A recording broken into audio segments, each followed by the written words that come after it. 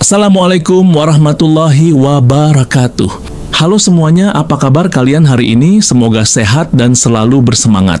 Selamat datang kembali di Zona Film Series. Pada kesempatan kali ini, kita akan menelusuri sebuah kisah nyata yang diabadikan dalam film kriminal sejarah berjudul The Highwayman, dirilis pada tahun 2019. Disutradarai oleh John Lee Hancock dengan naskah karya John Fusco, film ini menghadirkan Kevin Costner sebagai Frank Hammer dan Woody Harrelson sebagai Manny Gault. Berbeda dengan kebanyakan film tentang Bonnie Parker dan Clyde Barrow, kali ini cerita diambil dari sudut pandang mereka yang memburu pasangan legendaris ini. Para pria yang harus berhadapan bukan hanya dengan peluru, tapi juga beban moral, tekanan politik, dan sorotan publik. The Highwayman membawa kita kembali ke tahun 1930-an ketika Amerika masih bergulat dengan dampak depresi besar. Di tengah kemiskinan dan keputusasaan muncul figur-figur kriminal yang bagi sebagian orang dianggap pahlawan rakyat. Namun di balik legenda tersimpan teror yang nyata. Inilah kisah bagaimana dua mantan Texas Ranger menutup lembar terakhir dari cerita Bonnie dan Clyde. Peringatan, tidak lupa saya selalu mengingatkan bahwa konten ini mengandung spoiler dari film The Highwayman. Jika kamu belum menonton dan tidak ingin mengetahui detail alur ceritanya, saya sarankan untuk menunda menonton video ini. Namun, jika kamu telah menonton dan masih belum paham dengan alur ceritanya, mari kita mulai pembahasannya.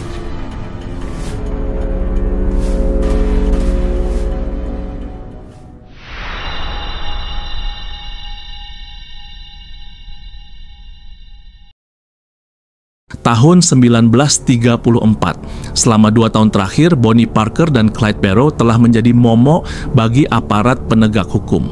Mereka bergerak cepat, merampok bank, toko, hingga membunuh polisi tanpa ragu.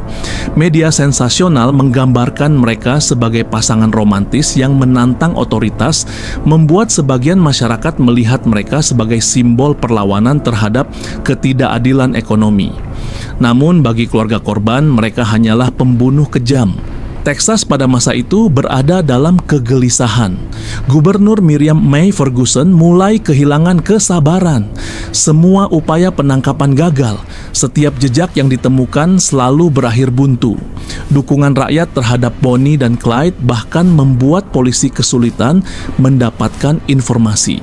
Di tengah kebuntuan inilah Lee Simmons, kepala penjara negara bagian, mengusulkan nama Frank Hammer, seorang mantan Texas Ranger dengan reputasi legendaris.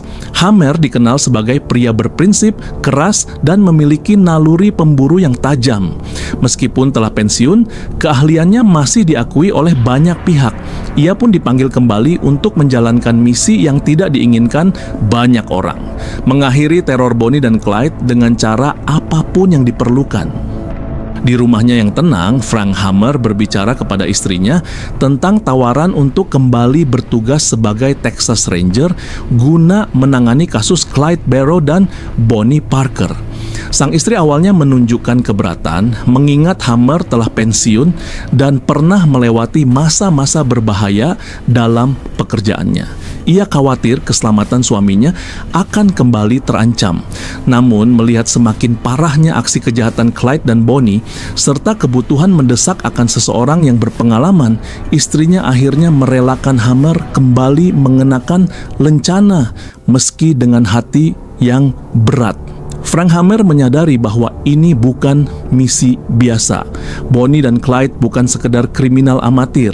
Mereka cerdas, selalu bergerak, dan memiliki jaringan simpatisan yang luas. Untuk menjalankan misi ini, Hammer memutuskan tidak bergerak sendirian. Ia mendatangi rekannya di masa lalu, Manny Gault, seorang mantan Texas Ranger yang telah lama meninggalkan dunia perburuan. Keduanya memiliki masa lalu yang berat.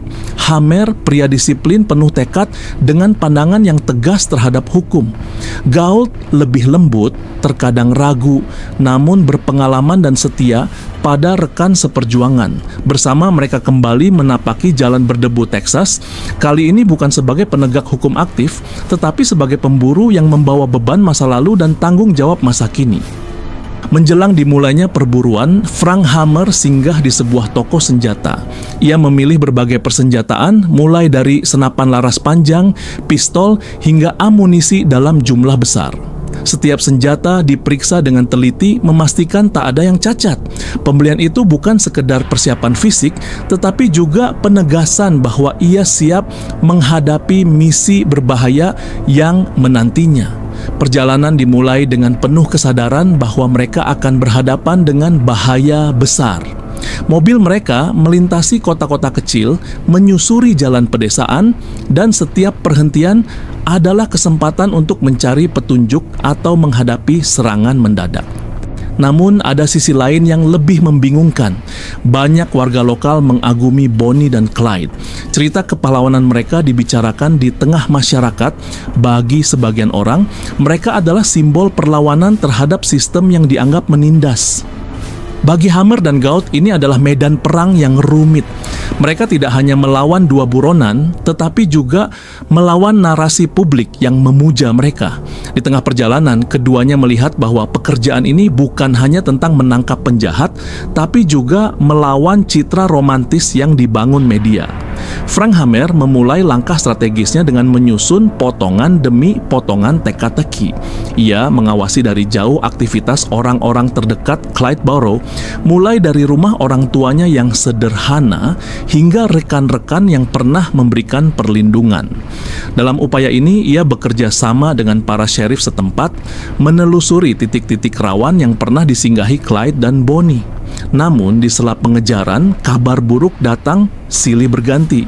Beberapa polisi ditemukan tewas dalam kondisi mengenaskan, hasil dari serangan langsung pasangan buronan itu.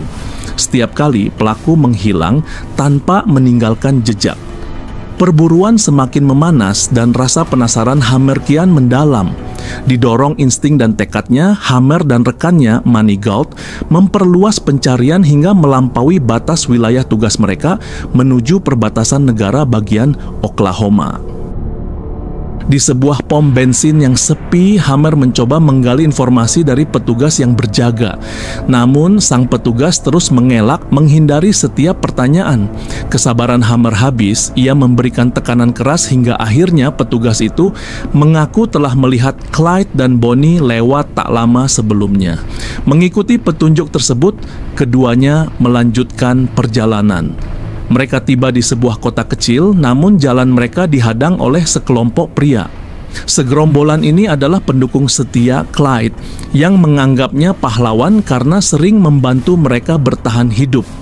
Situasi tegang itu mereda setelah Gault berhasil menyuap mereka, membuka jalur untuk terus melaju. Tak lama setelah melewati kota itu, Hammer kembali dihadapkan pada pemandangan mengerikan, korban pembunuhan baru yang jelas dilakukan oleh pelaku yang sama.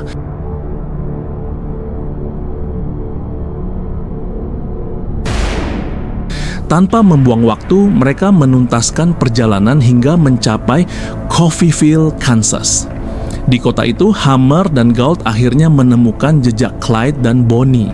Kejar-kejaran pun terjadi, disertai baku tembak sengit. Peluru berdesingan, debu berterbangan, namun di tengah kekacauan itu, Clyde dan Bonnie kembali berhasil lolos.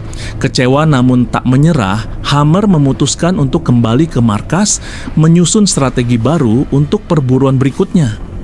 Di lingkungan rumah Clyde, Hammer tiba di sebuah toko sederhana milik Henry Barrow, ayah kandung Clyde.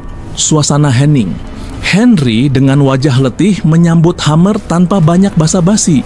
Dalam nada berat, ia mengenang masa kecil Clyde yang dulu adalah anak cerdas dan rajin, namun kini telah berubah menjadi buronan kejam. Henry menatap Hammer dengan tatapan tegas, menyatakan bahwa putranya sudah melewati batas dan jika harus diakhiri demi menghentikan teror, ia merelakannya. Hammer hanya mengangguk singkat, lalu meninggalkan toko, meninggalkan Henry dalam diam yang syarat penyesalan. Perlahan, potongan demi potongan informasi mulai membentuk gambaran besar. Bonnie dan Clyde tidak pernah tinggal di satu tempat lebih dari beberapa malam. Mereka selalu bergerak memanfaatkan jaringan keluarga dan teman untuk bersembunyi. Kendaraan favorit mereka, Ford V8, menjadi ciri khas yang memudahkan pelacakan tapi juga memberi keuntungan pada mereka untuk melarikan diri dengan cepat. Kunci pengejaran datang dari Ivy Methvin, ayah dari salah satu anggota geng Clyde yang kini mendekam di penjara. Dalam pertukaran yang rumit, ia setuju memberikan informasi lokasi persembunyian mereka dengan harapan mendapatkan keringanan hukuman bagi anaknya. Dari sinilah rencana penyergapan mulai disusun dengan hati-hati. Lokasinya adalah sebuah jalan sunyi di Bienville Parish, Louisiana, jalur yang diyakini akan dilalui Bonnie dan Clyde dalam perjalanan mereka berikutnya. Pagi 23 Mei 1934, udara lembab, matahari belum sepenuhnya meninggi. Hammer, Gault, dan timnya sudah bersembunyi di balik semak-semak dan pepohonan di tepi jalan. Setiap detik terasa panjang. Di kejauhan, suara mesin mobil Ford V8 mulai terdengar semakin mendekat. Saat mobil memasuki jarak tembak, Hammer memberikan isyarat. Dentuman senjata otomatis dan senapan laras panjang memecahkan keheningan. Dalam hitungan detik, gelombang peluru menghantam mobil, kaca pecah, logam berderit, dan akhirnya kendaraan itu berhenti, hancur di tepi jalan. Bonnie Parker dan Clyde Barrow tewas seketika. Tubuh mereka dipenuhi lebih dari 100 peluru. Namun di tengah keberhasilan misi ini, suasana yang tercipta bukanlah kegembiraan. Tidak ada sorak kemenangan. Yang tersisa hanyalah keheningan berat, perasaan lega bercampur beban moral yang menghantui. Kabar kematian Bonnie dan Clyde menyebar cepat. Ratusan orang memadati lokasi, sebagian ingin melihat langsung, sebagian mengabadikan momen bersejarah itu. Media memberitakan dengan detail, foto-foto mobil yang berlubang peluru menjadi bukti nyata, akhir dari legenda yang penuh darah. Bagi Hammer dan Gault, ini adalah akhir dari perjalanan panjang yang penuh risiko. Mereka kembali ke kehidupan masing-masing, memilih untuk tidak membicarakan detail peristiwa itu lagi. Namun dalam hati mereka, momen itu akan selamanya terpatri sebagai bukti bahwa tugas penegak hukum seringkali dibayar dengan harga yang tidak terlihat oleh publik, beban di hati dan pikiran. Demikianlah kisah dari film The Highwayman, sebuah cerita yang tidak hanya menggambarkan perburuan kriminal, tetapi juga perjalanan batin para pria yang menjalankannya. Sutradara John Lee Hancock menyajikan sudut pandang yang jarang diangkat, bahwa di balik setiap penangkapan besar, ada manusia yang harus memikul beban moralnya. Jika Anda ingin merasakan sendiri ketegangan dan kedalaman emosinya, saya sangat merekomendasikan untuk menonton film The Highwayman secara utuh. Terima kasih telah menonton, sampai jumpa di kisah selanjutnya bersama Zona Film Series. Jangan lupa untuk subscribe dan aktifkan lonceng notifikasinya agar tidak ketinggalan kisah penuh makna lainnya. Saya akhiri, wassalamualaikum warahmatullahi wabarakatuh.